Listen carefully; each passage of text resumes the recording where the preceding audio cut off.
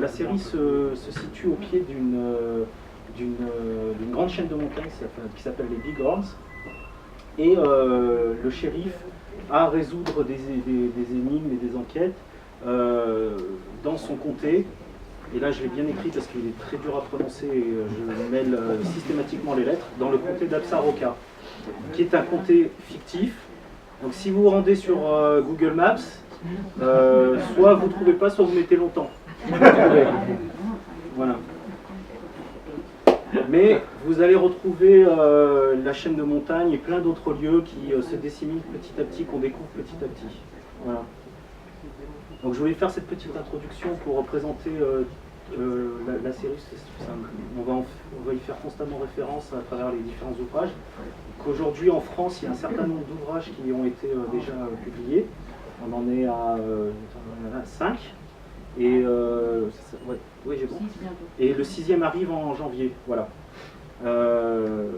Donc, voilà. Alors c'est... Oui, et dernière précision, j'ai prévu des questions, vous avez vu, j'ai bien travaillé. Voilà. Si jamais vous avez des questions, n'hésitez pas. Hein. Je le répète et je le dis à chaque fois. Si on organise les rencontres, c'est que justement, on veut partager un moment tous ensemble. Donc, allez-y, n'hésitez pas à poser vos questions. Donc je vais demander à Craig comment tout a démarré, qu'est-ce qui l'a poussé un jour à s'asseoir et écrire l'histoire d'un shérif. Well, kind of. Like I guess it was that way. My education was in writing, like that, and so I had this idea.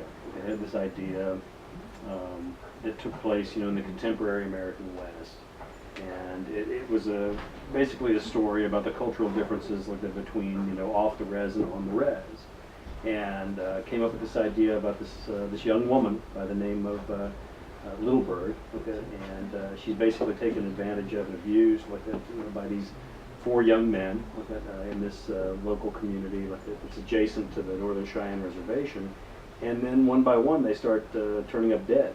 Shot with a .45-70 Sharps buffalo rifle, and so it kind of became a story of the relationship between these 2 men. One who was, I guess, figurative of the reservation, like that, and one who was figurative of the mainstream white population. And so, what would happen to this friendship between them? The crises of this case as it happened. Yeah, with the 1 page, I did good, didn't I? 1 page, that's what I gotta do. You see you're getting close to the edge of the page, you tell me, all right? Oui, effectivement, ça a commencé un peu comme ça, mais pas tout à fait. D'abord, j'ai fait des études littéraires et je suis partie de cette idée que je voulais parler de l'Ouest américain et surtout de l'Ouest contemporain. Et ce qui m'intéressait, c'était les différences culturelles entre l'espace de la réserve et l'extérieur de la réserve. Donc je suis partie de ce fait divers, cette jeune fille, Little Bird, qui est indienne et qui se fait violer par 4 jeunes blancs. Et ces jeunes blancs se font descendre les uns après les autres, enfin l'un après l'autre, par une carabine Sharps. Et c'est une façon de mettre à l'épreuve l'amitié entre les 2 personnages principaux, qui sont le shérif qui est blanc, donc qui lui appartient au monde des blancs, et son ami indien qui lui vient du monde de la réserve. Et donc ça va créer une situation de crise entre eux et mettre à l'épreuve leur amitié. Et donc est-ce que dès le départ il y avait l'idée de faire une série ou ça s'est imposé petit à petit? No, not at all. It was the first book that I'd ever written, Little Bird was, and I think I had the attitude that a lot of beginning authors have, which was, boy, if I can fool them into publishing this 1 book, that'll be good enough. So I put everything into that book that I could possibly put into it. I mean, the rough draft, the first draft for Little Bird was over 650 pages long, and it was ridiculously long. Again, I made the mistake that I think a lot of beginning authors do, and it was kind of like War and Peace in Absaroka County was what it was like. And but then whenever the American publishers sat down with me, they said, we really like these characters, we really like this place, we really think that you should think about doing more of these books. And that's when I with the knowledge of not even having had one book published, started arguing with, you know, one of the big publishers in New York, going, I don't think that's a good idea, I don't think that'll work like that, but I've got some other ideas I want to bounce off of you. And they said, why don't you go back to your ranch in Wyoming and think about this? So I did. Non, j'avais pas du tout l'intention de faire une série. J'ai écrit un premier livre et comme tous les écrivains débutants, j'ai tout lu. Et bref, il faisait 650 pages, c'était guerre épais dans le comté d'Absaroka, c'était beaucoup trop long. Et je me suis dit, je vais tout faire pour essayer de le faire publier. Et donc je l'apporte à l'éditeur qui non seulement l'accepte, mais me dit on adore, on aime le lieu, on aime les personnages, il faut continuer. Et là, moi, donc écrivain débutant, je me permets de la contredire. Elle dit non, attendez, je vais vous expliquer, j'ai des tas d'autres idées. Et là, elle coupe court et elle me dit rentrez donc chez vous, reposez-vous, réfléchissez et on se reparle plus tard. On a bien fait. So then I started thinking about it when I got back to the ranch, and I started thinking, because when you finish a book, you know, whenever you write a book and you finish it, it's almost like a mass death. You know, all the characters are essentially dead. You know, they're gone. And so I really looked at it and I started thinking about it. I was really depressed. You know, it was like a lot of my friends had passed away all at once, you know. And so I started thinking about it. I thought, well, you idiot, nobody else is going to write these books. Okay, so if you're going to, you know, if somebody's going to do it, it's going to be you. So that's when I sat down and I started thinking, well, okay, do these characters have other stories to tell? That was the main question. And the answer came roaring back that, yeah. You know, a lot of these characters had stories to tell, because when it got published, you know, I cut 250 pages out of it, you know, so a lot of the stories got pulled out, a lot of the characters got pulled out, and a lot of the backstories, and so that there was a lot of material, you know, that I could use right from the first book, like to go right into the second book, and that's what I did, and I haven't looked back yet. Et quand je suis rentrée chez moi dans mon ranch, j'avais un peu l'impression j'étais très déprimée, j'avais un peu l'impression d'avoir perdu tous mes amis d'un coup, puisque je les avais comme ça lâchés dans le monde du public, dans le livre. Et puis finalement je me dis, t'as qu'à les faire revenir, de toute façon personne d'autre que toi n'écrira leur histoire.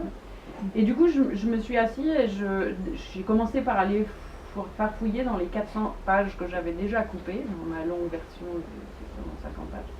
Pour trouver des tas de petites histoires et anecdotes que j'avais insérées autour des différents personnages. Et c'est comme ça que j'en ai mis dans le deuxième livre, et puis voilà, j'ai continué, et puis je continue toujours. This is the way it works. You ask me a question, it takes me about 20 minutes to answer. Okay? So I think we have time for one more question. C'est comme ça que ça marche, vous me posez une question, et moi, So je mets pas just get to the back here or something, I don't know. Okay.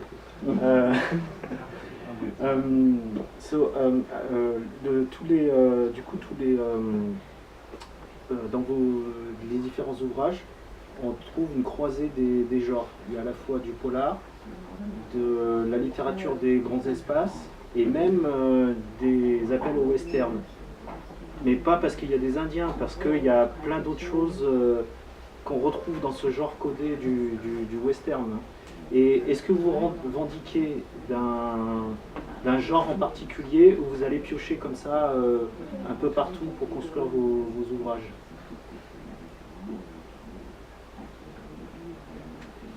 Et j'apporte une petite précision, dans le western, par exemple, on joue souvent sur les clichés.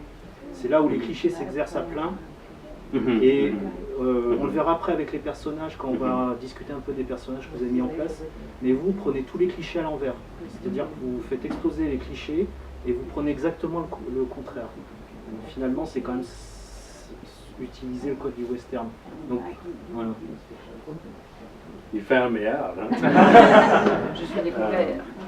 You know, you know what it is? It's even simpler than that. When anybody gives me a rule, I try and start figuring a way out to break it. You know, and literature is no different from any other type of business. There are always people that are willing to tell you what the rules are, you know, and what you should do and how you should do it. And as soon as anybody gives me one of those rules, I start thinking, okay, how can I break that? You know, how can I do something different? You know, because there's a reason why I'm trying to break all those rules and try and do something different. You guys, you know, because you've been reading this stuff, all of these things, like for a long time, and you're very aware, very knowledgeable readers. Like, and so for me, it's always a challenge to try and stay like one step ahead to try and do something different all the time.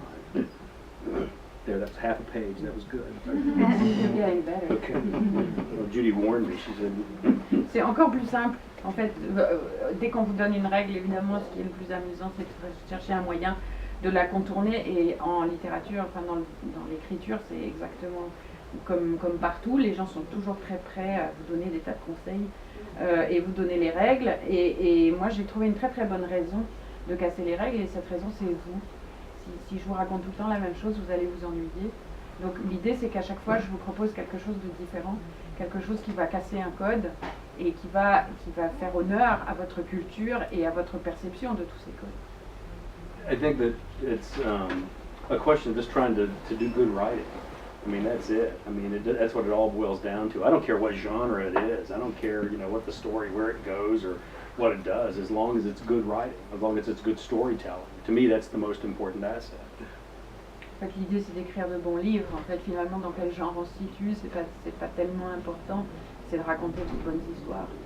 In the book that's out now, in the Dark Horse, like that.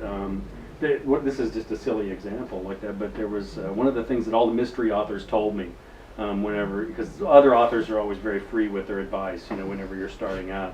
And so I was starting out, and all these other authors, these other mystery authors said, well, whatever you do, don't give your protagonist a pet. You know, don't give them a pet, because then you have to take care of that pet, you know, forever, you know. And I thought, well, that's stupid. You know, I mean, I've got a whole ranch full of animals that I got to take care of back in Wyoming. I don't see why Walt can't take care of one dog, you know, for God's sakes. And I think it's at the beginning of Dark Horse where, you know, I finally got to use one of my favorite sequences of dialogue, because in essence what I'm writing about is an armed man, you know, with a gun, you know, who's driving around all over Wyoming by himself, okay? Well, I could either have him talk to himself or I could have him talk to the dog, okay? Well, I don't know about you guys, but armed people who talk to themselves, they worry me, like, and so I thought, have him talk to the dog, okay? And so, you know, he has a lot of really wonderful conversations with the dog, and, you know, and so, like, I think it's in Dark Horse where he gets out of the truck, and he turns around and he looks at the dog and he says, stay in the truck. And don't play with the radio. And he shuts the door. Like, and he takes 2 steps, and then he says to himself, "It was our private joke. He knew he could play with the radio if he wanted to." Look at so, you know, to me, that's, you know, one of the things where, you know, you try and do something a little bit different each time. Juste une anecdote. Les auteurs de polar qui sont toujours très tout à fait prêts à vous donner des tas de conseils, ils m'avaient toujours dit, il faut surtout pas donner un animal domestique à ton héros parce que il va devoir s'en occuper et ça va raser tout le monde. Et je me dis, mais moi, c'est pas du tout mon idée. Moi, j'ai un ranch, j'ai des animaux, je m'en occupe. Et bon, mon personnage principal, c'est un shérif qui doit couvrir un territoire gigantesque et donc il passe énormément de temps tout seul avec son flingue. Et ben, il faut bien que je le fasse parler. Alors, si je le fais parler tout seul, moi, je sais pas vous, mais un type armé qui parle tout seul, moi, je trouve ça assez inquiétant. Donc, je lui ai mis un chien et il a des conversations tout à fait intéressantes avec son chien, et notamment dans Dark Horse, une des scènes du début. Il dit au chien, en arrivant à destination, il lui dit « Reste dans la voiture et je t'interdis de jouer avec la radio ». Il s'éloigne un peu, puis il se retourne et il ajoute « Oui, en fait, tu sais bien que tu peux jouer avec la radio. C'est une plaisanterie entre nous, quoi. Tu sais bien que tu as le droit. » Donc oui, j'avais oublié un genre dans... je citais différents genres, mais il y a l'humour. Et on s'aperçoit ce soir que... Craig I hope so. Oui, on le rassure, c'est présent dans tous les ouvrages. Pourquoi, enfin, justement, l'humour, ça permet de quoi, de faire passer des messages ou...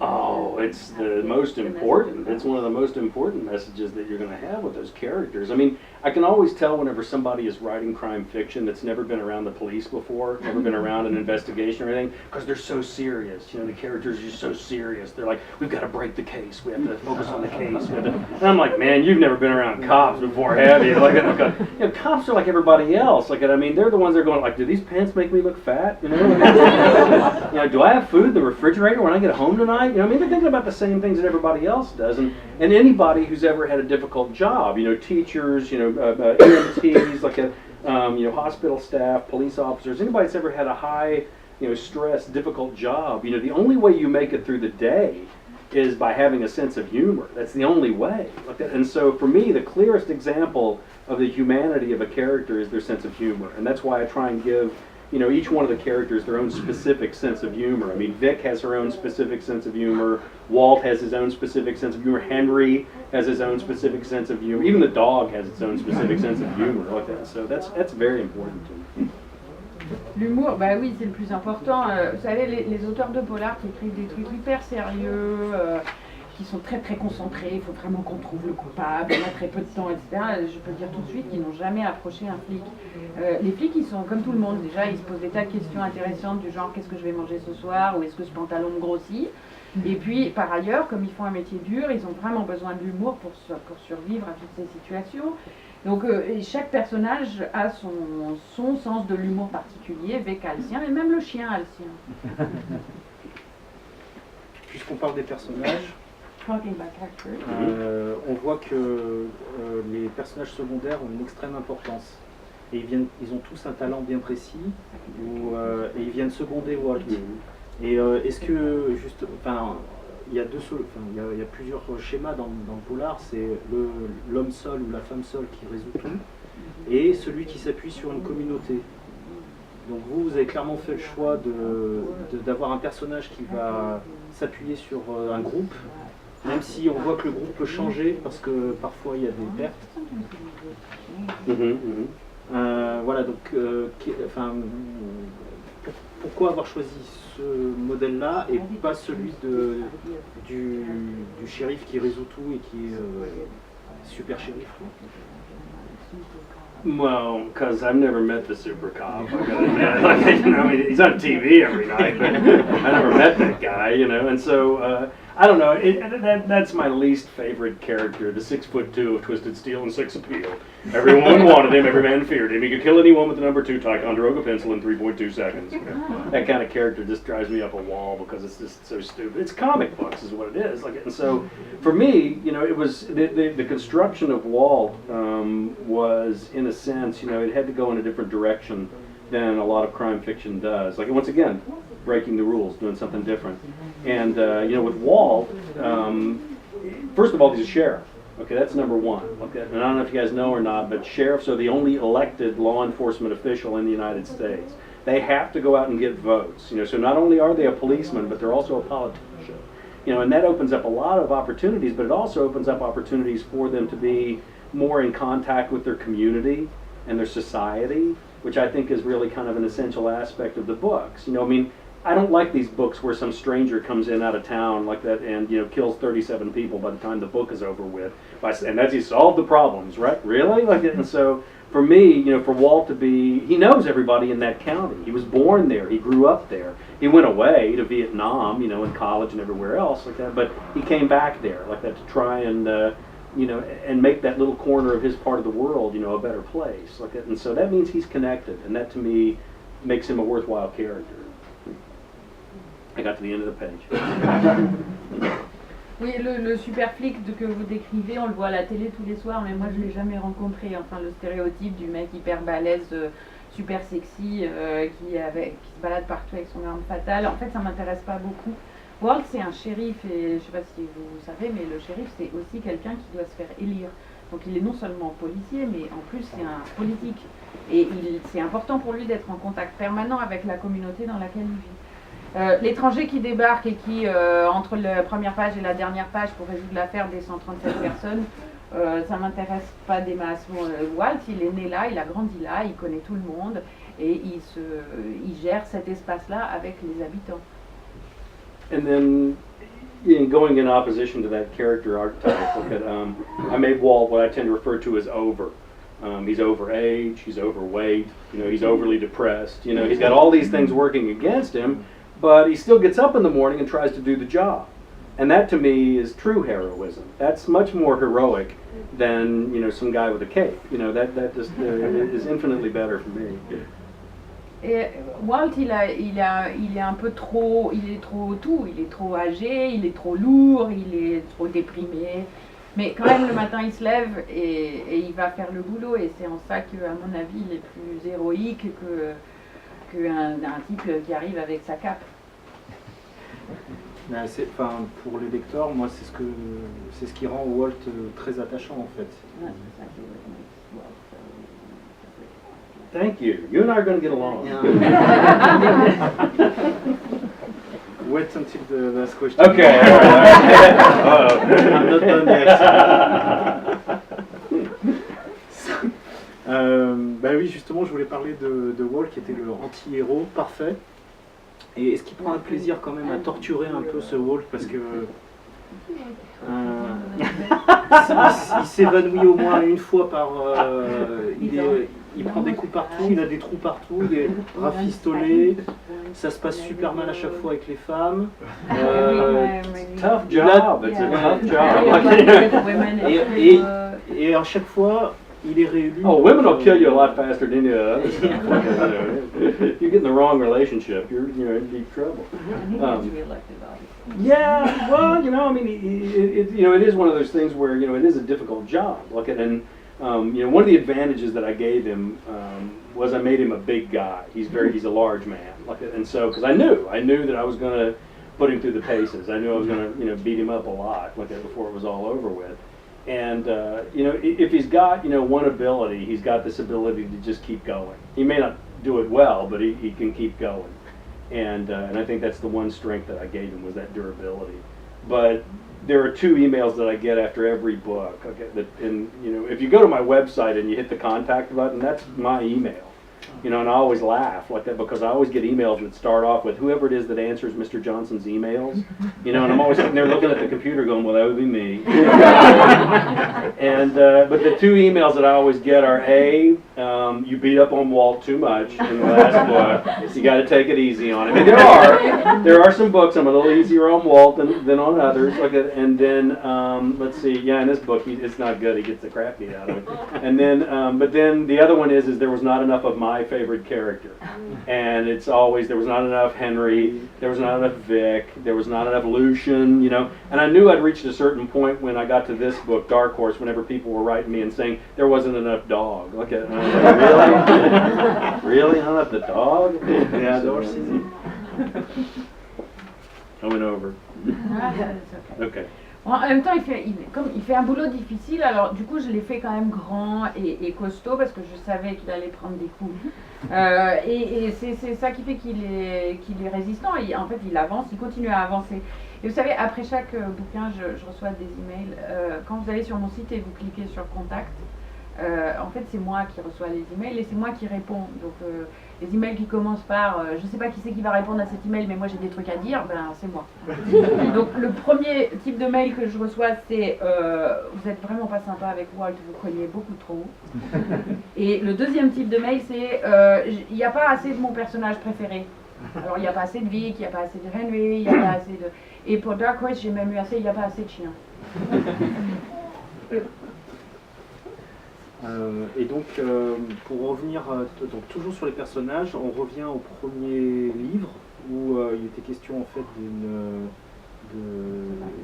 d'une relation entre ces deux hommes qui, sur l'amitié qu'ils ont ensemble.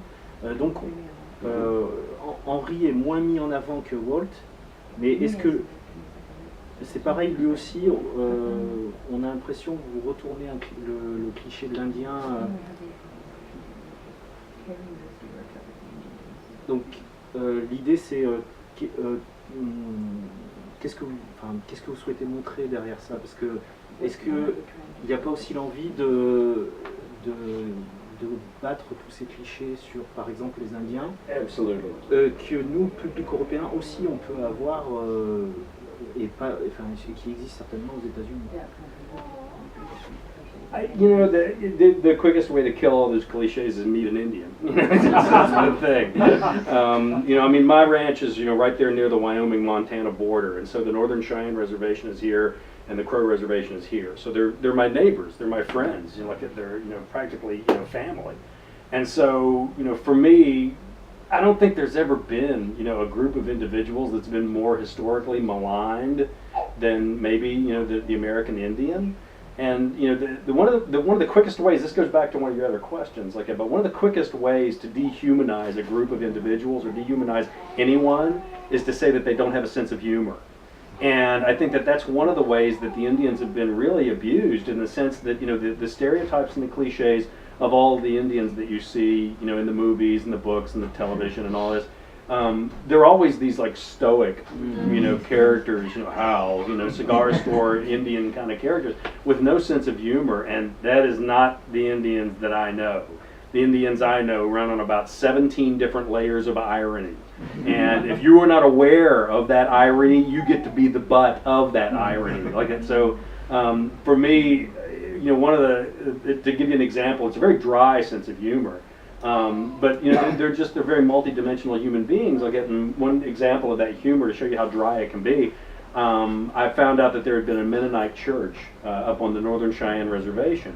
And I remember asking my friend Marcus Red Thunder, who's kind of the model, you know, for Henry.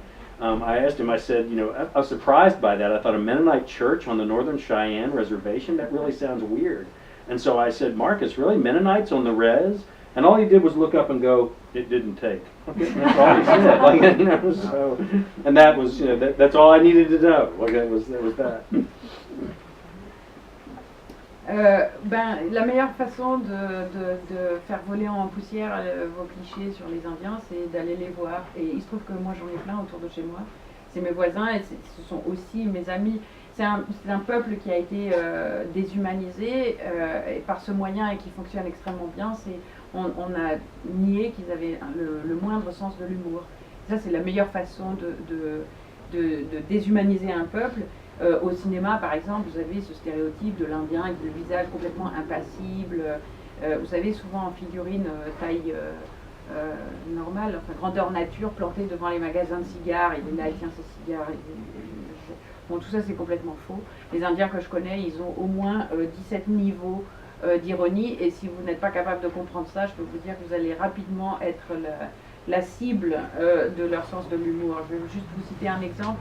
J'ai appris qu'il y avait une église ménonite qui existait sur la réserve. Et je vais voir mon copain Marcus Red Thunder, qui est l'inspiration pour le personnage de Henry. Et je lui dis, je suis vraiment très étonnée, une église ménonite sur la réserve indienne. Et il lève juste la tête, ça n'a pas pris. I think she told it better than I did. Il nous manque une information. Une église ménonite, c'est quoi? It's a church group. It's a religious order, a religious group. Something like the Amish, a little bit like the Amish. C'est un groupe religieux assez proche des Amish. Notamment, il y a une question qui revient, on avait abordé cette question avec Lance quand il était venu, c'est la question de la création, de la construction et du maintien d'une communauté. On a parlé de ça tout à l'heure entre le fait que Wald s'appuyait beaucoup sur ses assistants, enfin sur les autres personnages, et là on voit que vous, à chaque fois, vous convoquez les Indiens qui étaient originellement présents sur la Terre, d'Amérique. Vous faites intervenir des Basques, des Vietnamiens, des Italiens. Et tout ça construit la société américaine, enfin pas que américaine, il y a aussi dans même nos vieux continents, notre vieux continent aussi, on a fonctionné comme ça. Et est-ce que c'est important pour vous de rappeler justement à tous vos lecteurs, et notamment les lecteurs américains, que la construction se fait aussi par l'ajout comme ça de différentes communautés, histoires, langues? Oh, absolutely, and it's true. I mean, that's the honesty of it. Like, I mean, it's as simple as that. And you know, the stereotype, the cliche, like of the American West is always going to be cowboys and Indians. You know, that's what it's always been. That's what it's always going to be. But there are so many other layers. You know, there's so many other facets to it. And you know, to me, it just wouldn't be honest, you know, to not include all those other facets, you know, within the book, because you know these are all very, very important, you know, parts of of the books. Like I remember when the second book came out, it dealt a lot with the Basque, you know, community there in Wyoming, And it was so funny because I toured all over the United States, and everybody kept asking me, the question they kept asking was, there are Basques in Wyoming? And then it was really funny like that because, that we toured here in France, and we were down in Bayonne in the Basque regions, and the Basques kept asking, there are Basques in Wyoming? And I was like, yeah, there are, a lot of them. Some of the largest ranches, that are in Johnson County, my county, are owned by Basques. So it's important, I think, the truth is always going to be more interesting than some, cardboard, John Ford, John Wayne, kind of cutout to me. And so, that's why I always try and make sure that there are enough of the actualities in there to make that as interesting as it is. Et en plus, c'est vrai. Le stéréotype de l'Ouest américain, c'est il y a les cow-boys d'un côté, les Indiens de l'autre, et de temps en temps, ils se tapent dessus. Mais en fait, c'est pas du tout ça. Ça ne l'a jamais été. Il y a beaucoup plus de facettes. Et à nouveau, l'idée de l'honnêteté dans ce que je dépeins. Quand le deuxième livre est sorti, où il était beaucoup question des Basques, c'était assez drôle. J'ai tourné partout aux États-Unis et partout on me disait « Ah bon, il y a des Basques dans le Wyoming ?» Personne ne savait. Eh bien oui, il y a plein de Basques et il y en a plein dans le comté où j'habite. Et quand je suis venue en France et que je suis allée à Bayonne, on me dit « Ah bon, mais il y a des Basques aussi dans le Wyoming ?» Ben oui. Il y en a plein. En fait, je pense que la vérité est toujours plus intéressante dans sa complexité que le cliché en carton-pâte, John Wayne, John Ford. Et on retrouve ça aussi sur le plan, par exemple, politique, parce que vous avez dit tout à l'heure qu'un shérif se fait élire. Donc, est-ce que, moi je ne sais pas comment fonctionne l'élection, mais est-ce qu'il est obligé de prendre un ticket, par exemple, démocrate ou républicain, ou est-ce qu'il fait une campagne locale et...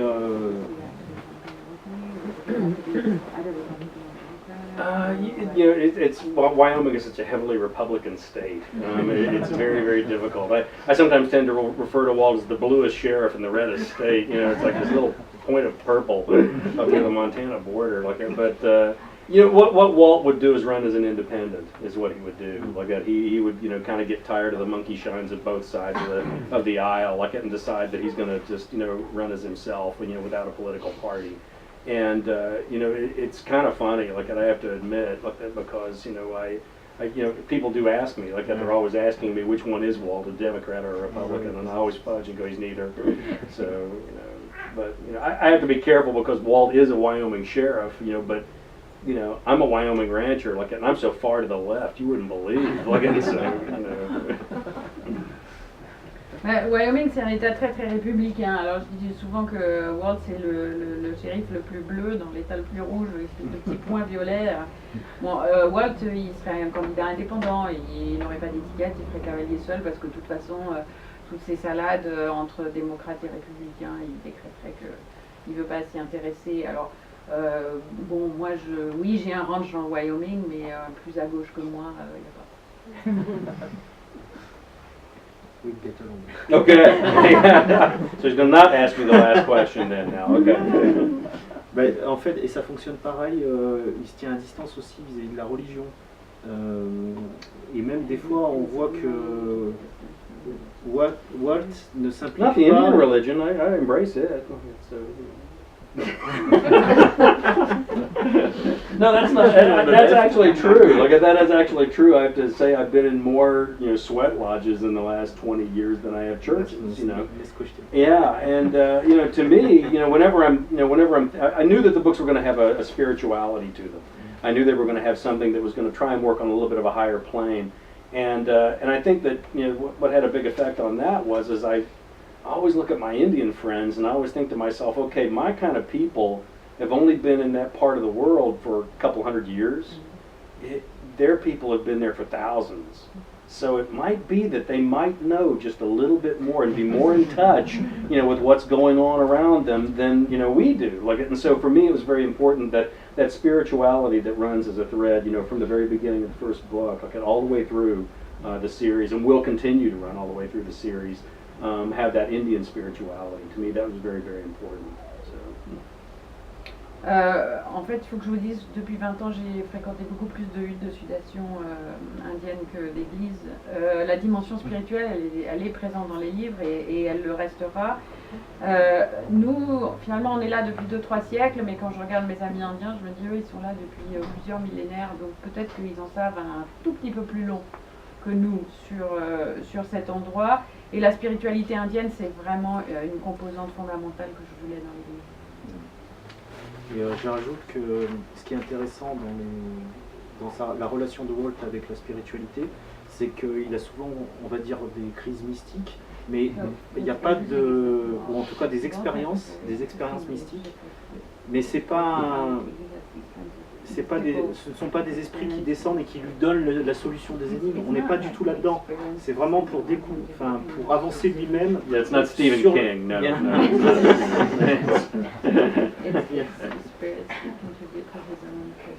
Voilà, on apprend à découvrir le personnage, ses doutes, ses interrogations, et c'est ça qui en fait encore une fois le personnage très très attachant.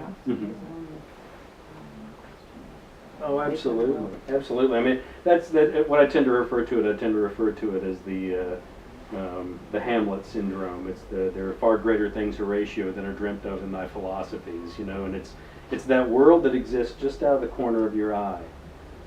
It's that part of the world that that exists. I think it's out there. It's just that we're not in tune to it. We're not aware of it as much as maybe our ancestors were.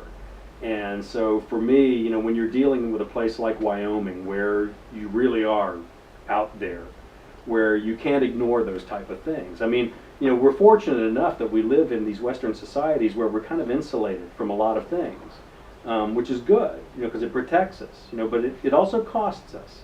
We're in situations like here in Leon, it's a beautiful city like that, and a lot of times you can ignore the weather, you can ignore the environment, all of these things, because there's so much to support you and make sure that you're safe and you're okay. In Wyoming, that's not the case. I mean, you're kind of out there, and if you don't know what the weather is, if you don't know what the climate is, there's hardly a ranching family that I know that hasn't lost at least one family member, who went out to go check cattle like that and didn't make it back, and so, to me, that kind of puts you a little bit further on that ragged edge. I think that makes it a little bit more interesting for readers, I think. C'est un peu ce que j'appelle le syndrome de Hamlet. Il y a tout un monde qui existe et qu'on ne perçoit pas un peu, ou en tout cas beaucoup moins que les générations passées, qui est là et qu'on sent comme ça du coin de l'œil. Et moi j'ai décidé qu'on ne pouvait pas l'ignorer complètement. L'Ouest, c'est un lieu particulier, on est très isolé, on est très protégé aussi, mais on est isolé. Dans une ville comme Lyon, il y a des sollicitations partout et vous pouvez très bien complètement oublier, oblitérer le temps qu'il fait, le climat, la nature, tout ça, ça peut disparaître. Mais chez nous, pas du tout. La nature et le climat s'imposent à vous. Il n'y a pas une famille dans mon entourage qui n'a pas perdu quelqu'un qui un soir est sorti pour aller sauver quelques têtes de bétail et qui n'est jamais rentré. And due to the nature of Walt's work, he's kind of always out there in that edge, in that frontier, like that, assisting people like that, or taking care of situations that maybe a lot of us, don't have to deal with on a day-to-day basis. Et le boulot de Walt fait qu'il est souvent exposé à ce type de situation extrême. Il n'a pas encore perdu un orteil. No, we lost part of an ear. Yeah. Yeah, lost a little bit of an ear there. Il a déjà perdu un bout d'oreille quand même. J'ai deux petites questions pour terminer, et puis après, si vous voulez poser des questions, on ouvrira les... C'est votre travail vis-à-vis, justement, on profite de la venue aussi de Sophie, et pour poser des questions sur le travail avec la traduction. Donc je suppose que vous devez être traduit dans plusieurs pays. Et du coup, comment est-ce que, pour nous renseigner, comment est-ce que ça fonctionne? Est-ce que, bon, moi j'ai la réponse, hein, je triche un peu, mais comment est-ce que ça fonctionne avec les traducteurs? Est-ce qu'il y a des échanges? Comment est-ce que le traducteur prend en main le texte? It never works as good as with the French. The French have been the absolute best. I gotta tell you. It was also my first. French was actually the first language that the books got translated into. But it's like any other business. I mean, if you have, any good business translates into something different, something better, something more. And one of the wonderful things that happened was Oliver Gaumeister from Gaumeister Editions bought Little Bird.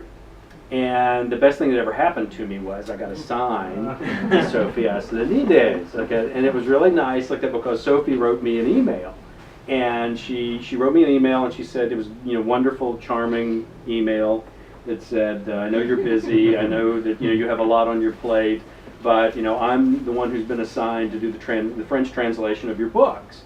And I've got a lot of questions, you know, but, you know, I don't want to bother you, you know, if you don't want to bother with them, and if you don't want to hear from me again, that's perfectly all right, but I do have a lot of questions for you. Like that. And, you know, the first thing I thought was, what kind of an idiot author would not respond to that and say, absolutely, let me hear your questions, you know, if for no other reason than just the curiosity factor of, okay, what didn't translate, what didn't work, you know, because I'm always curious about language and what, you know, what will translate and what won't. And so we started this relationship. You know, it's almost like a dance partner. And you know, she's asking me all these questions, and I'm providing her with the answers. And it became a really wonderful experience. You know, going back and forth with the translation. And then you know, we've been here in France. We've been here 15 times in the last 6 years. So, and there's a reason for that. I live my ranch is near a town of 25 in northern Wyoming. So if I turn down one trip to France, I'm going to be a divorced man in Cross 19, and that would be really bad. Like, and so anytime you guys invite me, I'm coming. Okay, just so you know. Yeah. Ça ne marche nulle part ailleurs aussi bien qu'en France. En fait, Oliver Gallmeister a acheté les droits des livres et bon, alors là, je suis dans une situation un peu compliquée parce que je suis censée parler à la première personne à sa place, donc de moi à la troisième, enfin je vais continuer. Donc Sophie m'envoie un mail avec plein de précautions, je sais que vous êtes quelqu'un de très occupé, que vous n'avez pas le temps, etc. Mais enfin, j'aurais quand même quelques questions. Alors en préambule de ça, j'avais quand même épuisé à peu près la totalité de mes copains traducteurs en leur demandant s'ils avaient des idées pour résoudre ceci ou comprendre telle référence. Et donc je me suis dit finalement mes questions sont peut-être pas complètement crétines, allez j'y vais, je me lance. Donc j'envoie mon mail, si vous aviez un quart de seconde pour me répondre, j'apprécierais beaucoup. Et donc Craig, c'est-à-dire que je change de personne, donc je lis ce mail et je me dis mais quel crétin ne répondrait pas à ce type de questions, et on a commencé à des échanges par mail sur les textes, et voilà, et c'est comme deux partenaires de danse, évidemment plus on danse ensemble et mieux on danse. Bon, il y a une autre raison, alors depuis je suis venue en France 15 fois. Et il y a une autre raison qui fait que je ne refuserai jamais une invitation en France, c'est que si jamais je refuse, je me retrouve divorcée dans l'heure, parce que là où j'habite dans le Wyoming, c'était quand même un village de 25 habitants, donc ma femme ici présente. 23 tonight because Judy and I are here. Ce soir, il y en a 23 absolument ici. It's a full 7% of me. 7% de la population de New Cross présent avec vous ce soir. But I mean, there are translations of my books out there in countries where they've never spoken to me. I mean, they bought the book, they handed it to someone, and they just took it and ran with it. And you never know, you know, if they're getting it right. Like, and you know, to me, that's really kind of hideous, you know, to be honest, you know, because, you know, I want you to know what I've written. I want you to get what I've written, not only the words, but the timbre, the tone, everything about it, the texture of the words, the characters, the place, all of that's very, very important to me, that you get all of those details. And in that, you are completely reliant on the translator. Completely reliant on the translator. You get a good translator, you get a good book. You get a bad translator, you get a bad book. I got a really great translator. Moi, je vais pas traduire. Il y a des tas de traductions de mes livres dans le monde et dont j'ai jamais entendu parler, j'ai aucun retour et finalement je sais pas du tout ce que les lecteurs ont entre les mains, et c'est vrai que j'aime bien être sûre que, avoir des assurances sur le fait que ce que vous avez, c'est ce que vous lisez, c'est vraiment ce que j'y ai mis sur les lieux, les personnages, les histoires, et voilà. Exceptionnel. She cut it short. Yeah, she always does when I do that. Like it's, Mais justement, est-ce que je peux poser juste une petite question? C'est par rapport à, je comprends que Craig a fait déjà beaucoup de visites en France, donc avec les traductions commencées par la France. Mais maintenant qu'il y a des traductions dans d'autres pays, est-ce qu'il est également invité? Il fait des tournées, je sais pas, en Allemagne, en Angleterre, en Espagne I do, but my wife doesn't care if I go to those countries. So France always has veto power over, all others. Like Oui, je suis invitée you à think l'heure, I'm joking? mais I'm not. faut pas que ça interfère avec les projets français parce que sinon je vais avoir des histoires. La France avant tout. I mean, it was so ridiculous. I was doing an interview yesterday. I can't think it was a radio show or something, and they said, you come to France a lot. Why? I'm like, I don't know either. I mean, yeah, the wine is really shitty and the food is lousy. Like, I don't know why. I have any idea why. Hier, j'ai eu une interview avec une radio. Elle me dit, mais pourquoi vous venez si souvent en France? Je dis, bah oui, on se le demande. On mange tellement mal, on ne sait pas boire, c'est moche. And I've really gotten a reputation back in the U.S., with all the other American authors, because every time I'm getting ready to come to France, they're always like, so, you're going to France again, are you? How nice for you. So, Évidemment, les autres auteurs américains aux États-Unis se moquent de moi. Ah oui, ça y est encore, tu te prépares à partir en France. Ouais, t'as de la chance. Et maintenant, vous allez aussi un peu à Hollywood, puisque la série a été adaptée à la télévision. I do. Comment est-ce qu'un shérif du Wyoming, enfin en tout cas un rancher du Wyoming, s'adapte à Hollywood? Je sais pas si c'est Hollywood, mais enfin bon, avec les studios de cinéma. It's a much more difficult transition than France. It really is. And the other thing is like that's the one thing I always say about Hollywood is that it's the one business that makes publishing look normal, to be honest. And but I have to be honest with you, they've actually been really, really good to me. They've really been pretty wonderful to work with. It's been a strange kind of relationship like that because I didn't option my work. A lot of times you hear authors that'll say my work's been optioned by Hollywood, and all that means is that somebody somewhere someday might do something, but generally what happens is it gets stuffed in some producer's drawer and never sees the light of day again. La transition avec Hollywood, c'est plus difficile qu'avec la France, je vous le dis. En fait, quand vous commencez à fréquenter ce milieu du cinéma, vous vous dites que le monde de l'édition est finalement assez normal. Donc ça a cet avantage-là. Bon, et souvent il y a des projets comme ça qui apparaissent, on vous dit on a mis une option, Hollywood dit on a mis une option sur vos livres. En fait, ce qui se passe, c'est que généralement ça disparaît au fond d'un tiroir et on n'en fait jamais rien. Et là ça s'est concrétisé et en fait ça se passe assez bien. And what they did with me was they actually gave me what was called a package deal with Warner Brothers.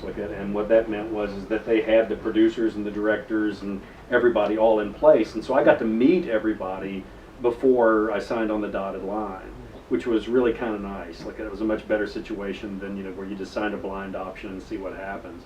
And so when I met all of them, I think what they thought was, well, Craig knows about Wyoming, Craig knows about sheriffing, Craig knows about the Northern Cheyenne, he knows all these things. Like, well, we can go hire a bunch of people that are going to know that stuff, or we can just kind of keep Craig on the payroll like that and have him, whenever we have a question, we can just call Craig, which they do. At 3 o'clock in the morning, I'll get a phone call that says, which way does the Powder River run, north or south? Little things like that. So. Et le deal qu'ils m'ont proposé, c'est ils avaient déjà tout le monde, les producteurs, les scénaristes, et ils m'ont proposé de rencontrer tout le monde et de signer seulement après. C'est effectivement comme ça que ça s'est passé. Et puis la deuxième étape, ça a été de se dire, Craig il connaît bien le Wyoming, il connaît bien les Cheyennes du Nord, il connaît bien le boulot de shérif. Finalement, pourquoi est-ce qu'on va embaucher des gens extérieurs pour faire tout ce travail de recherche? On va embaucher Craig. Donc il m'appelle, effectivement ils peuvent m'appeler à 3h du matin pour me demander si la Powder River coule vers le nord ou vers le sud. C'est pas grave, je réponds. So it's been a good relationship. They even went so far as to send me like the DVDs of the auditions, for the actors that they were looking at to play the roles. And I still remember, we were watching the DVDs in the kitchen at the ranch. My wife was sitting there at the kitchen table, and I put it was the last DVD for the last actor by the name of Robert Taylor. And so I put the DVD in and I hit play, like, and this guy comes on, and he just, you know, he had kind of a tired look to him, like that, and he had, you know, wrinkles on his face. He looked like he'd been out of doors most of his life, you know, and so I started thinking, you know, he looks pretty good, like that. He looks like a Walt, and so I was feeling really good about Walt Longmire and Robert Taylor at that point in time, and that was about that time that my wife Judy said, "Oh my." And I turn around and look at her, and she goes, "He's kind of like a TV version of you, taller, better looking, with a better voice." So, I'm not as big a fan of Robert Taylor as I used to be. Ils sont allés jusqu'à m'envoyer les DVD des auditions qu'ils faisaient passer pour les différents rôles. Et arrive le dernier DVD pour le rôle principal. Et c'était donc Robert Taylor qui a été recruté pour le rôle. Et je regarde l'écran et je me dis, ah, elle est pas mal, visage buriné, un peu viril, très tiré, assez bien. Et là, j'entends la voix de ma femme. Ah oui, pas mal. C'est une version plus jeune, plus sexy, plus belle que toi, quoi. Et finalement, je suis pas sûre que j'aime tant que ça Robert Taylor. Si, en fait, il est bon. Oui, parce qu'en fait, on se pose... Pas juste non, question, par rapport à ça, la série, puisque est-ce que ça veut dire que Craig est suffisamment satisfait du travail qui a été fait sur la série pour nous recommander de la regarder, puisqu'elle commence, la diffusion commence samedi sur D8.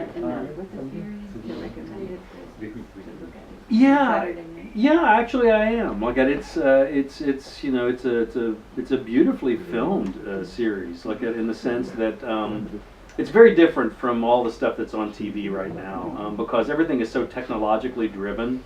Everything is the CSI stuff, you know, and that's just not particularly realistic. Like that, I mean, you know, they get DNA evidence in 2 minutes, you know, and you're like, really, you know, and so, you know, I think I think they did a really wonderful job. They're limited in what they can do simply because, you know, they're limited to 42 minutes. You know, they have to tell a story in 42 minutes. Me, I can go 1,000 pages like that, and that's perfectly fine. But you know, but they're limited to the 42-minute format, which makes it a little bit more difficult. But there are also certain, I guess, revelations like that, even for me, whenever I was helping them with the TV show, because one of the things that Greer Shepard, who's the producer of the show, asked me, she said, "Do you think of Walt Longmire as a verbose, you know, talkative, you know, kind of character?" And I said, "Oh yeah, absolutely. I mean, the books are, you know, in a sense, they're kind of like a 350, 400-page monologue. You're there, you know, it's like a 350, 400-page monologue." And she pauses for a second. She goes, "I'm not talking about what Walt thinks. I'm talking about what Walt actually says." And I had to go back and look at the books, and I was like, she's right. He thinks for like 3 pages, but then he says one sentence, you know? And so one of the things that they did, you know, with the TV show was they were originally thinking of doing a voiceover narrative where you would hear Walt thinking all the way through the show. And I got to be honest, I'm glad they didn't do that, you know, because I think it would have been annoying after a while, like that. And instead, you know, you got to trust the actors to act. You know, that's what it boils down to. And I think that Robert Taylor, the guy that plays Walt, really does a magnificent job because you see the wheels turning, you know, all the time. Like you always see him thinking. And 9 times out of 10, you know, you can kind of tell what it is that he's thinking. He's that good of an actor.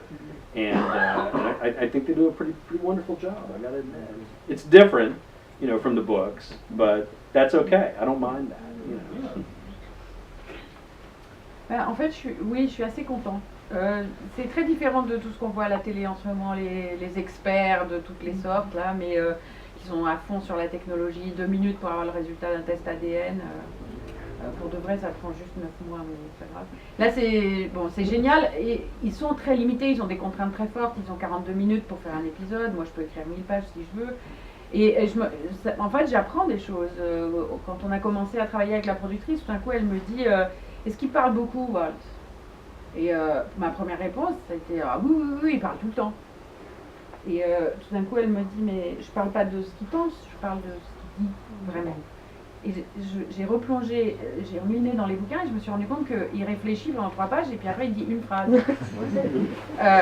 Et donc le premier projet, c'était d'avoir une voix off qui qui suivait toutes les pensées de Walt. Et en fait, je suis très contente qu'ils aient abandonné cette idée-là parce que je pense que ça aurait été un peu gonflant au bout d'un moment. Et finalement, il faut faire confiance aux acteurs pour jouer. Et pour ça, Robert Taylor est vraiment bon. On voit les rouages de son cerveau tourner. Et oui, c'est différent des livres, mais c'est bien. Une question, c'est tourné dans Wyoming ou Was it shot in dans ce... Wyoming? No, we have 2 seasons in Wyoming, winter and the 4th of July. And it sometimes snows on the 4th of July, like that. So it really wasn't an option. Like that, we're just, because their shooting schedule is about 5 months long. And so they had to go look further south. Like, and so they filmed it in northern New Mexico, which looks remarkably, like an awful lot of the spots that are in Wyoming. So. Vous savez, dans Wyoming, c'est pas possible. On a 2 saisons, l'hiver et le 4 juillet. Et des fois, même il neige le 4 juillet. Donc, c'est juste pas possible parce qu'ils ont besoin de 5 mois pour tourner la saison. Et donc, finalement, il fallait qu'ils descendent plus au sud. Ils sont dans le nord du Nouveau-Mexique. Mais c'est pas très grave. Il y a beaucoup de paysages qui. spécifique au Wyoming au niveau des paysages. Wyoming is pretty specific, isn't it? There are parts of it that are. I mean, there are parts of it that are very different from New Mexico, like that. But they spent like, I think it was like 5 weeks. We sent them 3,000 photographs of the whole area of Johnson County and the Bighorn Mountains and the Powder River and the Northern Cheyenne Reservation and all these areas like that. And they spent 5 weeks going out and searching all over northern New Mexico to find spots, that looked as much like that as they could possibly be. Because that's one of the big differences about the TV show is the majority of the TV show is filmed outdoors. I mean that's the American West. You're not going to film in a building. You're going to be out of doors. And with Western Sheriff, that's where the problems usually are. They tend to be out of doors. So. Alors en fait, pour commencer, on leur a envoyé 3000 photos de toute la zone de Johnson County. Et ensuite, eux, ils ont passé 5 semaines à arpenter le nord du Nouveau-Mexique pour chercher des lieux où ils pourraient tourner qui seraient assez ressemblants.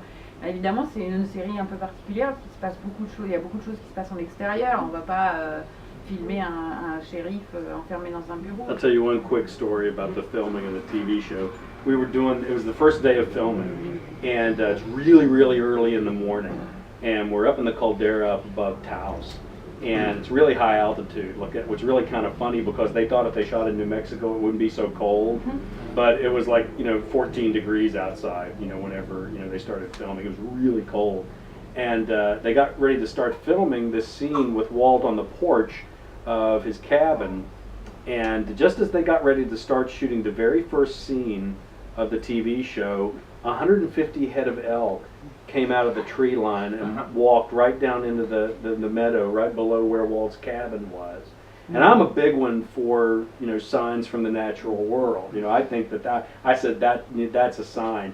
And I remember Chris Chulak, the director, turning around and saying, "Get Walt in the Bronco driving down through the elk so that we can get a photo of that." And so they put Robert in the Bronco, and you see it in the very opening episode.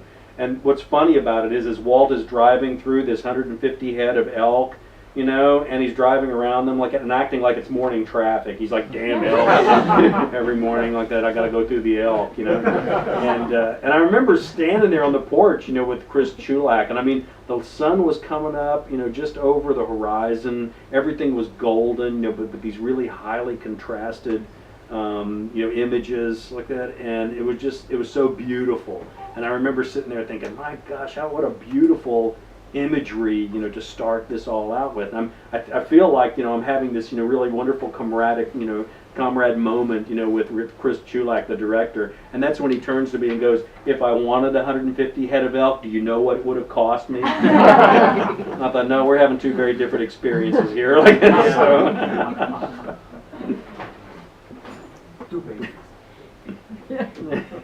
Faut que je vous raconte une anecdote. Le premier jour du tournage, c'est très très tôt le matin, on monte au-dessus de Taos, il fait un froid terrible et ils sont un peu tous surpris parce qu'ils pensaient qu'au Nouveau-Mexique il faisait chaud, et l'idée c'est de tourner cette scène où Walt est sur le porche de sa maison, devant sa maison. Et tout d'un coup il y a 150, je vais les appeler des wapitis, on peut discuter, bon bref, qui se mettent à passer devant la maison et tout d'un coup un mouvement d'effervescence. comment on l'appelle, le réalisateur dit vite, il faut que Robert monte dans sa voiture et qu'il aille se mettre au milieu des wapitis, ça va nous faire une super scène. Et donc Robert monte dans son Bronco et s'insère dans le trafic, enfin dans la circulation au milieu des wapitis, et il est là à naviguer. Et moi je suis sur le porche avec le gars, et puis je me suis dit, ah, c'est un grand moment, quoi. La photo est magnifique, c'est un moment de complicité artistique intense, et là il se tourne vers moi et me dit, s'il avait fallu que je paye pour ces 150 wapitis, je ne vous dis pas ce que ça m'aurait coûté. Could I ask Craig a question? He's much taller, better looking. Ask my wife; she'll tell you. About your writing method on a daily basis. Mhm. How do you move along? Well, I get the idea, but you said you got the idea from the articles, perhaps. Right.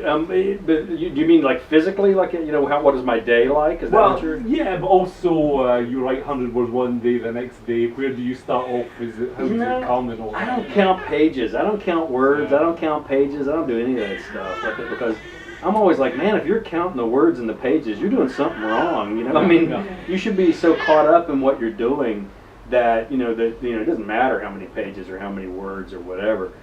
With me, what I do is I sit down like that, and I it's a ranch, and the old statement about ranching is the animals won't wait. So the first thing I got to do is get everything all squared away on the ranch, and that's usually before the sun comes up. And then I get back in the house when the sun starts coming up, and I'll make a big pot of coffee, and I'll sit down and I'll start working. And I'm not a big one. I don't believe in, writer's block or any of that stuff. I think that's just writers being lazy, if you want to know the truth. And so, if you want to go take a walk, but don't blame the writing, because you want to go take a walk. And so, for me, I sit down and I start working. And if it's not going well and I'm not, it's not getting into the flow of it or whatever, I look at what I wrote yesterday. Because basically what that's doing is it's telling me that something's wrong with, what I've already got written. And I'll go back and I'll fix that, and get that all done, and then I can move on ahead with what it is that I'm doing. But it's a lot like sports, in the sense that you get out on a basketball court, and you're sinking everything. The 3-pointers are just dropping in every chance you get. You don't want to come off the court. Well, it's kind of the same way with the writing. If the writing starts going like it and everything starts falling into place, you don't want to stop. So you just keep on writing. Well, there have been times, when Judy will come up into the loft there, and she'll put her hand on my shoulder, and she'll say, "Craig, it's 2 o'clock in the morning. You need to stop." And sometimes I do, sometimes I don't. So.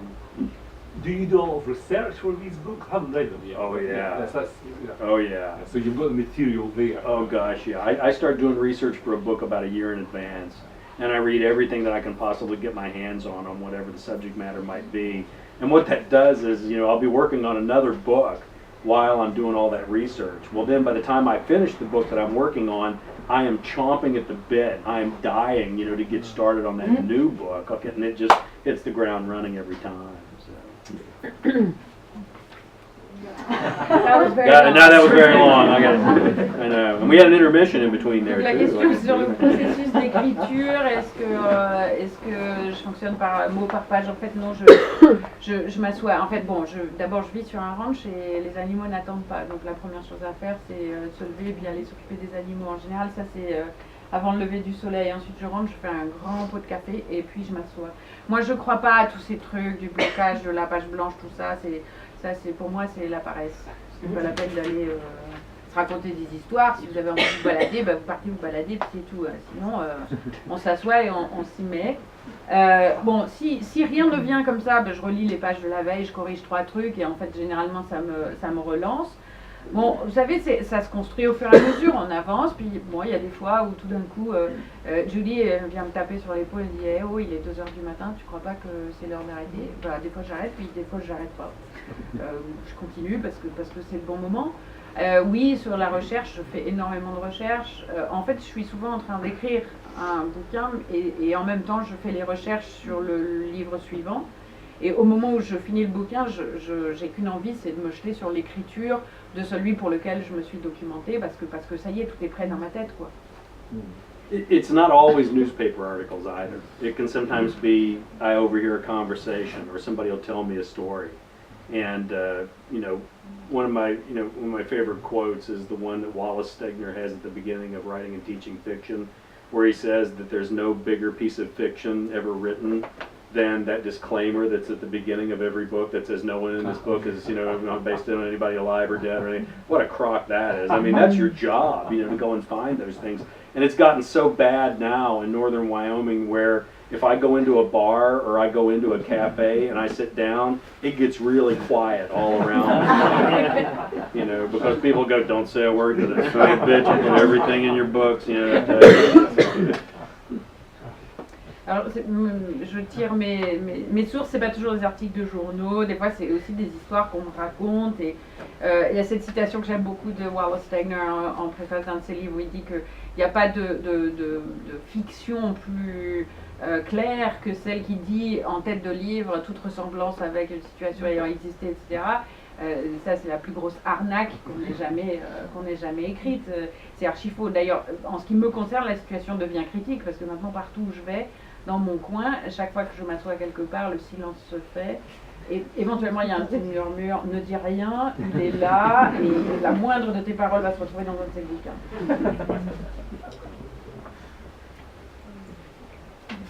Y a-t-il d'autres questions?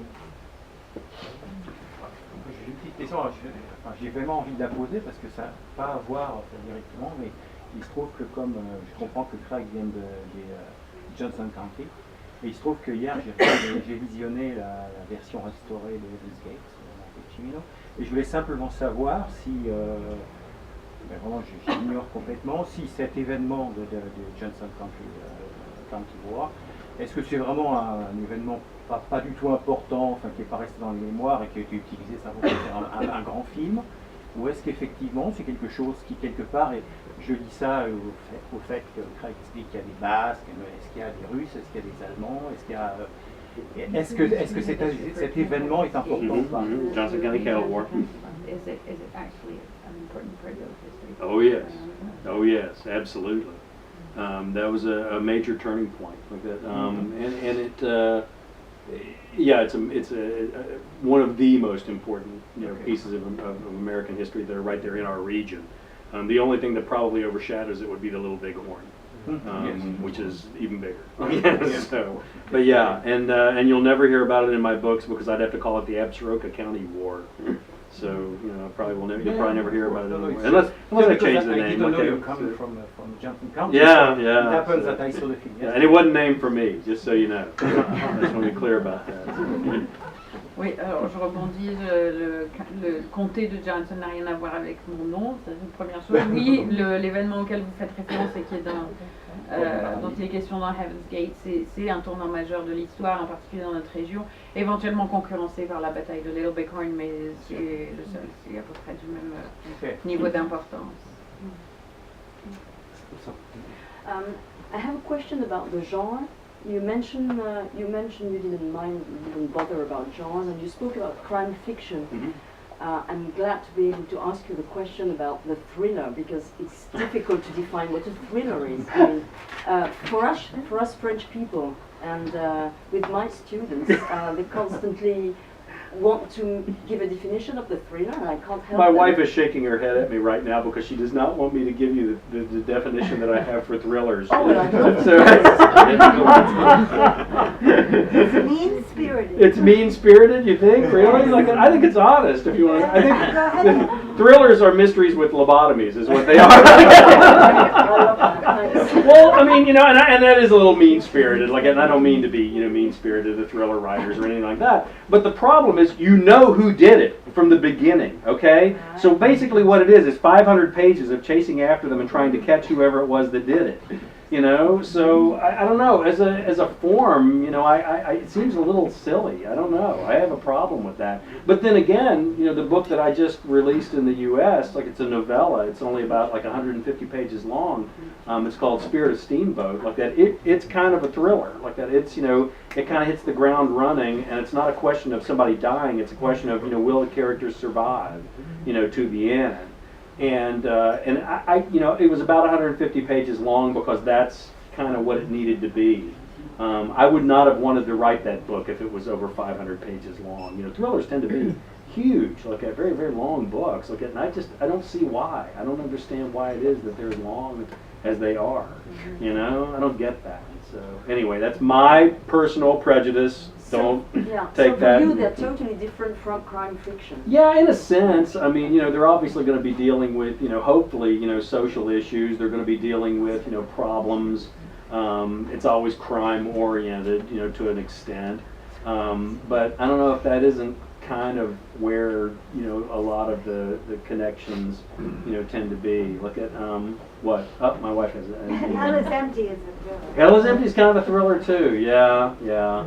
It kind of It's is. coming up after the C'est next 2015. Yeah, so I guess it kind of is. one. It's like, But you put a spin on it. So, you know, I think that you can write good thrillers. yeah. But it's rare. Is that what you're saying? You're saying I wrote a good thriller? Is that what you're saying? Good bias. Write this down, somebody, would you? Like, I don't know. I mean, it's got thriller elements. Let's put it that way. Well, you I know would who did say it. you know who did it like that, but you don't know what it was that was done or how completely Or why. or why. Like it. So that opens up an awful lot of mysterious questions. But sometimes in thrillers, they're right. Can you throw this woman out? You know, she's kind of monkeying with our whole vibe up here, and I just think that she really needs to be kicked out. It would be rude, so I won't do that. Are you going to translate all that? Are you? Good luck. Good luck. I can't wait to hear this. Donc la définition du thriller, c'est un peu polar pour le lobotomiser. C'est 500 pages de chasse à l'homme puisqu'on sait depuis le début qui est le coupable et moi je vois pas tellement l'intérêt d'y passer autant de pages. Alors c'est vrai que Spirit of Steamboat, qui est un roman assez court, il fait 150 pages, il y a quelques éléments de thriller que je viens d'écrire, mais 500 pages j'aurais jamais pu, enfin, c'est beaucoup trop long. Et puis il me semble quand même que dans le polar il y a des enjeux sociaux, éventuellement politiques, enfin, qu'il n'y a pas nécessairement dans le thriller. Alors, objection à gauche, Hell is Empty, donc, qui est sorti en 2015, est un thriller puisqu'on sait depuis le début qui l'a fait, sauf qu'on ne sait rien d'autre, c'est-à-dire on sait pas, finalement on ne sait pas ce qu'il a vraiment commis comme crime, on ne sait pas vraiment pourquoi. Donc il y a quand même de la place pour des questions et pour du triturage de méninges. Oui, donc apparemment elle est en train de dire qu'il est capable d'écrire des thrillers, hein, peut-être que vous pourriez la mettre à la porte parce qu'elle est en train de bousiller toutes les bonnes vibrations qu'il y a. Ça va pas du tout. It's a good question though, because people are always asking that, and you know, that's the one definition that I think is, you know who did it, you know, and it's just a question of going through the motions of, you know, finding out what it is, you know, is this person going to get punished, are they not, are they going to get away, are they not, you know, that. Et ça va nous faciliter la vie à nos libraires, puisque quand on va nous demander qu'est-ce que c'est qu'un thriller, on va leur dire selon Craig Johnson. It's gonna make our lives difficult, so is my feet. And when readers kind of say what's thriller, we can give the definition. Yeah, just Craig sit, Johnson take the brain out. said, yeah. Okay, man. Are you worried about being typecast as a writer? Ah, Because you've got an image here with the cowboy. Yeah, you good got luck. every day. Or is that- As soon as I establish that, you know, I mean, it's, you know, it's who I am. Like, I mean, you know, as far as I don't really worry about my persona, you know, all that much. Like, I mean, as a writer, you know, yeah, I mean, but it's always going to be the body of work that's going to speak much more than, you know, my character, you know, or my persona, you know. 'Cause you've written these other books coming up are not using the same character. They are, yeah. They They're are. all That's using awesome. this. That They're all was- using yeah. the long. I'm an indentured servant, you know, to Warner Brothers and Gallmeister, and you know, and so.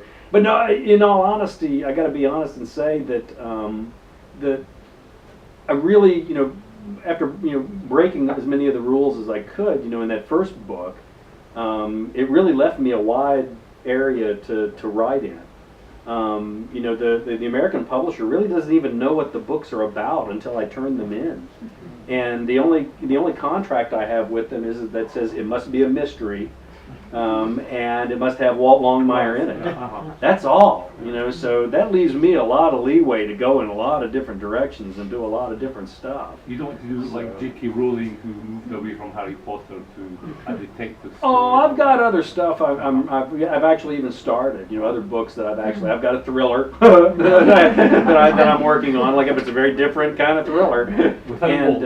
Yeah, without Walt. Like a literary fiction piece that I'm working on, and a number of different things like that I've started on like that. And it's just you know, and they'll get written. You know, they'll eventually get written. You know, but I gotta admit, I'm having so much fun. You know, writing the Walt books. He's good company. I really enjoy. I mean, that's the best insurance. You know, that I'll continue writing the Walt books. Is that he's really good company. I enjoy, you know, climbing in the truck and seeing where he's going to go and what he's going to do. You know, hearing what Vic is going to say. You know, what philosophy is Henry going to come up with? You know, to provide the underpinnings for these, you know, these adventures. And so, you know, that's still really enjoyable. I'm on the 10th book and I'm having a blast. I'm still having a great time writing these books.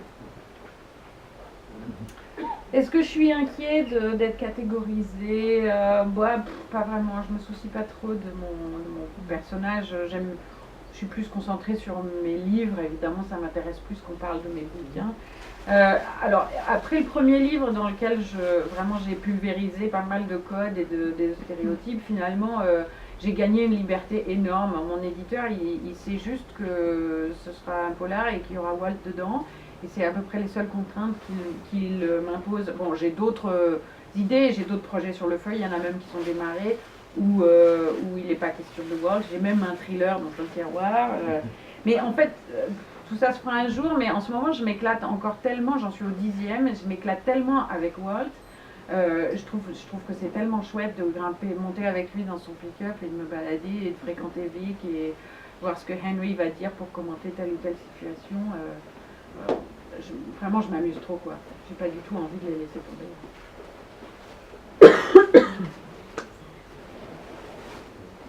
Y a-t-il d'autres questions? J'ai pas encore lu. Donc, je voulais juste te demander sur l'image des Indiens, justement. Moi, j'ai en tête Jim Harrison et tout ce qu'il a pu écrire avec Dalva, Le Retour, etc. Et savoir si vraiment c'est une réalité qu'il décrit ou c'est quelque chose de... Voilà. C'est un autre endroit d'Amérique.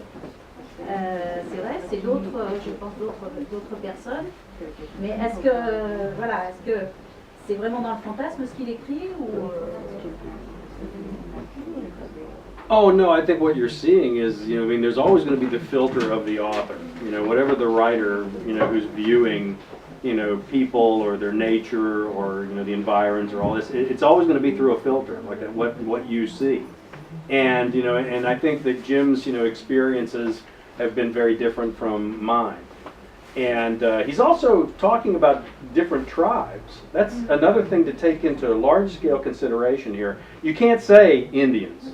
You know, you can't do that, you know, because, I don't know, there's something like, you know, 193 different tribes, you know, in the United States. And so, you know, when he's talking about, you know, those very far north, you know, western tribes, the Assiniboine, look at all of those over in the far western section, I'm talking more about the Plains Indians, you know, with the Northern Cheyenne, the Crow, the Lakota, you know, the Shoshone, the Arapaho, all of those. And so each reservation is completely different from any of the others because each of the Indian tribes is completely different from any of the others. The Crow and the Northern Cheyenne are nothing at all alike. I mean, they are completely different, you know, individuals. And to me, that's kind of one of the joys of writing the books, you know, and introducing, you know, different Indian members from different groups like that, and trying to be as honest about them as I can be. But they're very multifaceted. It would be like me trying to tell you about the French. That's ridiculous. You know, there's no way. You can't do it. So I think, you know, a lot of times when you read different authors, you're getting different views of different people. So, and certainly different places. Il y a toujours le filtre de l'auteur. Ce que vous lisez chez Jim Harrison, c'est d'abord, ce sont ses expériences à lui qui ne sont pas les miennes. Et puis en plus, il parle de tribus qui sont différentes. Quand on dit les Indiens, ça veut strictement rien dire. Il y a un peu moins de 200 tribus aux États-Unis. Lui, il parle plutôt des Indiens du Nord. Moi, je vais vous parler plus des Cheyennes, des Crows, des Shoshone, des Arapaho, c'est-à-dire les Indiens des Hautes Plaines. Ils n'ont rien à voir. Ne serait-ce que les Cheyennes et les Crows, dont les réserves sont contiguës, sont des gens très très différents. Donc c'est comme si j'essayais de vous parler des Français en général. C'est vraiment ça n'a pas grand sens. Quoi. Donc chaque fois, vous aurez des gens différents. Oui, c'était socialement aussi, où effectivement ils montrent que ce sont là, enfin là où les, ce sont toujours c'est plus proche du quart-monde que voilà que vivre. Mhm.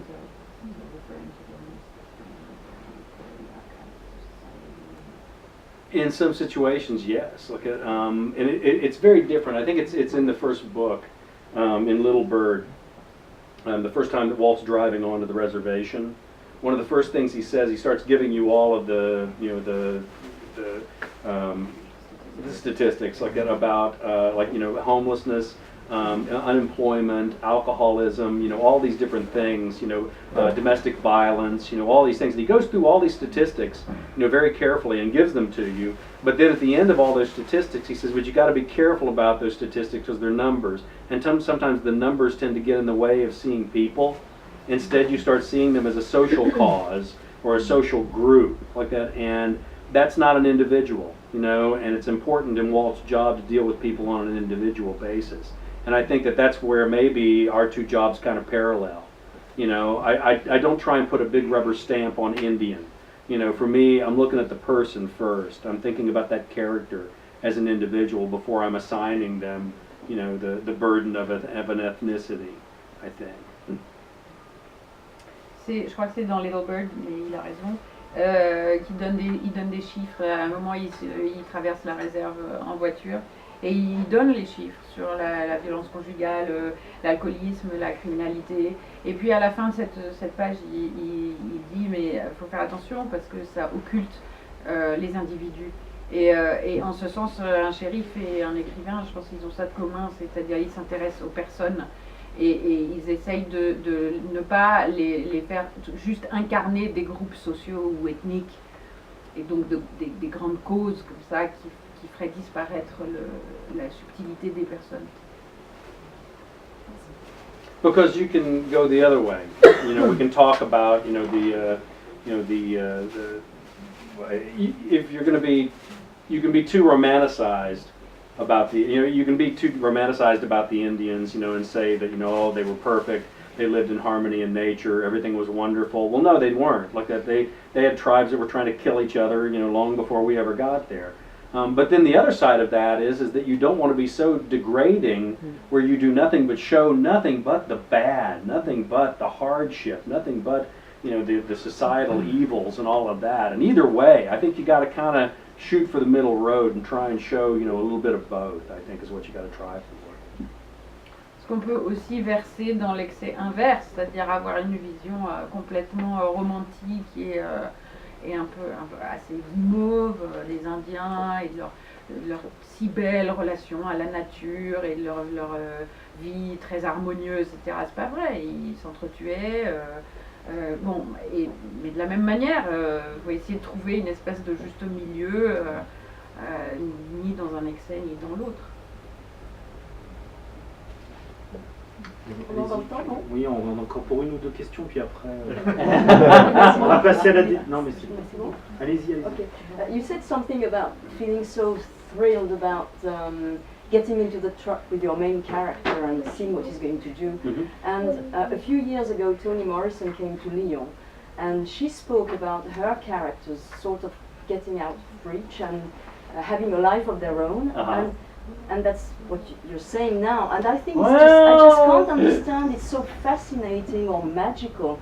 It seems that your characters just become persons that have their own purposes and make their own decisions, and you True. sort of watch them. Well, to an extent, I've got a theory about that. Like, I'm always a little worried whenever Is it whenever. mean-spirited Well, too? whenever authors start talking about something and they say, "Well, my characters, they just start talking and they do whatever they want to do." Does it worry you guys that people sit in a room all by themselves and hear voices like that? I mean, that's a little worrisome. That's the same as that guy driving around with a gun listening to voices too. Like, so for me, I think what it boils down to is that you have you've got two minds like that are working whenever you're writing a book. You've got your conscious mind, which is the one that makes the outlines, which is the one that that sits down and reads the books, the research like that has its fingers on the keyboard and all that. Well, your subconscious mind is also there too, but it doesn't have its fingers on the keyboards. It doesn't have control over a lot of these other things. It's just back there absorbing all this information and taking it all in.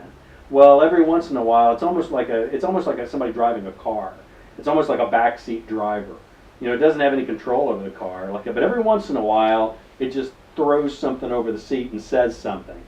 So I think that whenever authors say they hear, the characters' voices, what they're hearing is their subconscious mind, like it's trying to tell them, hey, you're not remembering what happened on page 143. It's almost like having a mother-in-law in the back seat that says, we should have taken a right, about a mile back down the road or something like that. And so I think a lot of times that's what it is. Yeah. It's just your subconscious mind, Right. talking to you, telling you, hey, fix Nothing this. magical about it. No, I really don't think it's Too as bad. I don't think it's as woo-woo as a lot of authors try and make it appear. They get a little carried away with that stuff sometimes. So not that it doesn't happen. It's just I think there's a reason, Right. purely scientific, rational reason for why it happens. Or we're haunted. One of the two. So. Oui, la question portait sur les personnages qui tout d'un coup ont une vie propre et c'est assez fascinant. Est-ce qu'effectivement comme ça on se retrouve à se promener en compagnie de ces personnages qui deviennent des individus à part entière? Oui, alors ma réponse c'est que en tant qu'auteur, si je me mets à vous dire que j'entends des voix et que mes personnages me parlent, etc., je trouve ça assez inquiétant, un peu comme le shérif de tout à l'heure qui parle tout seul avec son arme. En fait, je crois plus simplement, on a deux cerveaux. On a le cerveau conscient qui est celui qui commande les doigts sur le clavier de l'ordinateur, et puis derrière il y a l'inconscient qui tourne et puis qui balance de temps en temps des trucs, un peu comme un passager à l'arrière de la voiture, la belle-mère par exemple, et qui vous dit ouais, t'aurais dû tourner à droite à la page 143, ça aurait été beaucoup mieux. Je crois qu'il y a une explication relativement rationnelle, ou alors on est effectivement complètement hanté. Moi je pense qu'il y a une explication simple. Bon, écoutez, merci beaucoup. Merci.